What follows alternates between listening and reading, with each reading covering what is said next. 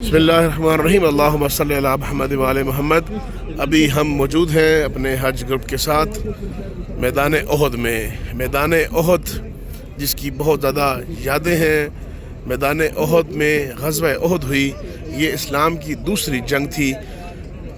जो कि मुसलमानों पर मुसल्लत की गई, और इसमें भी वही अबू सुफियान, वो सुफियानी लश्कर, वो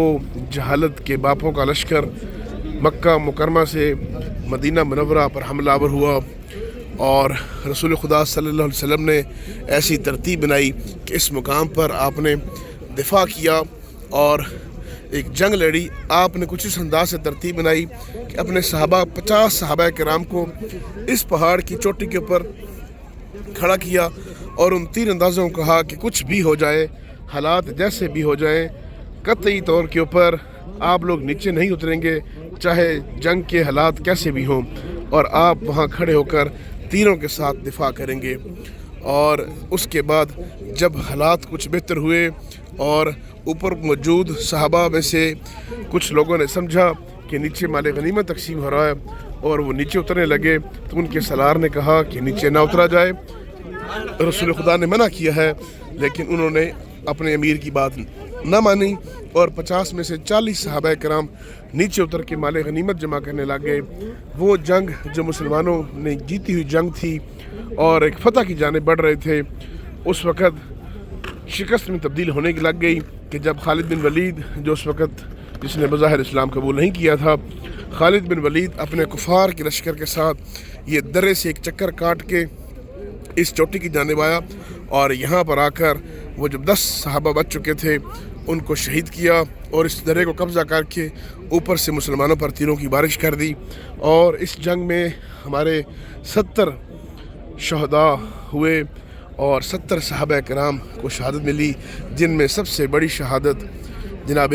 अमीर हमज़ा अलैहिस्सलाम, जो रसूल खुदा सल्लल्लाहु अलैहि वसल्लम के चचा थे। आपकी जंग आपको बेदर्दी से शहीद किया गया, और आपको शहीद करने में जो मेन किरदार था वो ज़ौजा अबू सुफियान, यजीद की दादी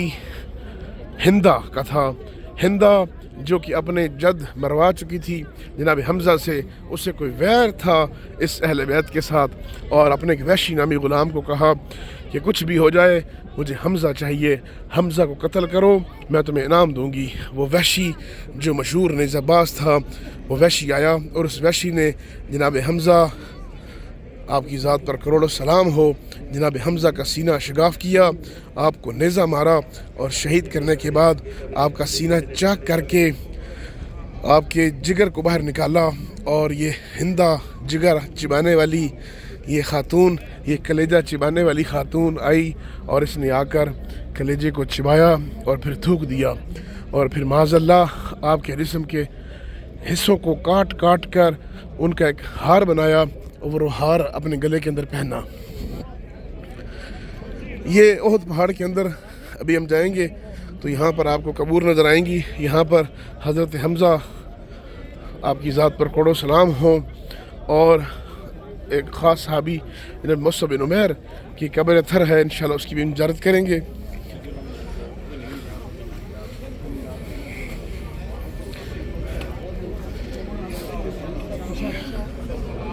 ये सामने जो दो कब्र नज़र आ रही हैं, ये ऊपर वाली कब्र जनाब हमज़ा रज़ियल्लाहु अन्हु की है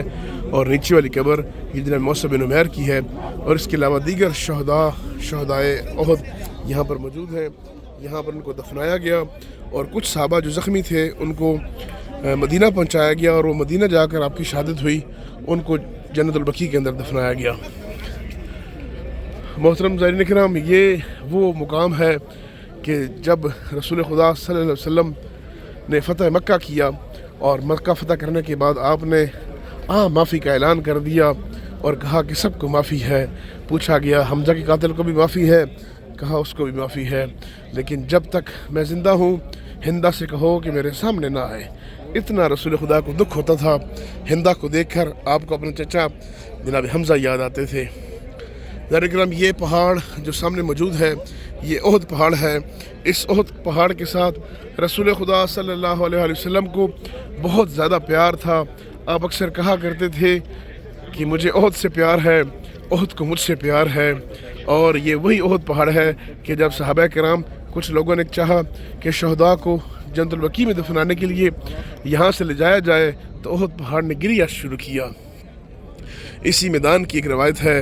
کہ اسی جنگ کے اندر جب خالد بن ولید نے حملہ کیا، اور ایسا زوردار حملہ کہ 70 صحابہ کرام شہید ہو گئے، اسی جنگ میں ایک افواہ پھیلا دی گئی کہ معاذ اللہ رسول خدا بھی شہید ہو گئے۔ رسول خدا جب کہ زخمی تھے، آپ کے 2 دندان مبارک شہید ہوئے تھے، اور یہ افواہ جب پھیلی کہ رسول خدا صلی اللہ علیہ وآلہ وسلم شہید ہو چکے ہیں، تو کچھ منافقین صحابہ کی صفوں میں موجود تھے، انہوں نے مدینہ کی جانب دوڑنا شروع کر دیا اور واویلا سٹارٹ کر دیا کہ محمد رسول اللہ شہید ہو چکے ہیں، اور ایسے دوڑے کہ بھاگتے ہوئے مدینہ کی گلیاں بھی کراس کر گئے، اور اپنی زوجہ ازواج سے کہنے لگے کہ بہن رستہ بتاؤ، اور وہ مدینہ جا کر بھی ان کو سانس نہ آیا۔ اور پھر یہ لوگوں نے پوچھا کہ کیوں بھاگ رہے ہو؟ کہا محمد شہید ہو گئے ہیں۔ تو کسی نے آگے بڑھ کر کہا محمد شہید ہو گئے ہیں، تم تو زندہ ہو، تم تو آگے جا بڑھ کے لڑو، اگر محمد شہید ہو گئے ہیں تو تم کیوں زندہ ہو؟ تم بھی لڑو اور تم بھی مرو۔ اور یہاں جنگ کا اس میدان کا نقشہ یہ تھا کہ رسول خدا صلی اللہ علیہ وآلہ وسلم آپ کے دندان مبارک شہید تھے، آپ زخمی تھے، اور آپ اس میدان کے اندر موجود تھے، اور امیر المومنین امام علی علیہ السلام چاروں طرف سے رسول خدا صلی اللہ علیہ وسلم کا دفاع کر رہے تھے، اور چاروں سائڈوں پر مڑ مڑ کے آپ حملہ کرتے اور رسول خدا کا دفاع کرتے، اور اسی عالم میں آپ کی تلوار ٹوٹ جاتی ہے، اور آپ رسول خدا سے کہتے ہیں کہ یا رسول اللہ مجھے اپنی تلوار دی جائے۔ رسول خدا صلی اللہ علیہ وآلہ وسلم بیان کرتے ہیں کہ اے علی آج آپ کو تلوار خود خدا دے گا، اور اسی وقت ہاتف غیبی سے جناب جبرائیل تلوار بھی لے کر آئے، اور ساتھ یہ نعرہ مستانہ بھی بلند کیا کہ لا فتح الا علی لا سیف اللہ ذوالفقار، کوئی فاتح نہیں علی جیسا، کوئی تلوار نہیں ذوالفقار جیسی۔ اور وہ تلوار، وہ 2 دھاری تلوار امام علی علیہ السلام کو خدا کی جانب سے پیش کی گئی۔ پھر ذوالفقار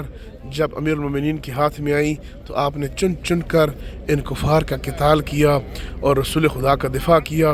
رسول خدا کو اپنے کندھوں پر سوار کیا، اور کندھوں پر سوار کر کے اس پہاڑ کے دامن کے اندر لے گئے۔ اس پہاڑ کے دامن کے اندر آج بھی وہ غار موجود ہے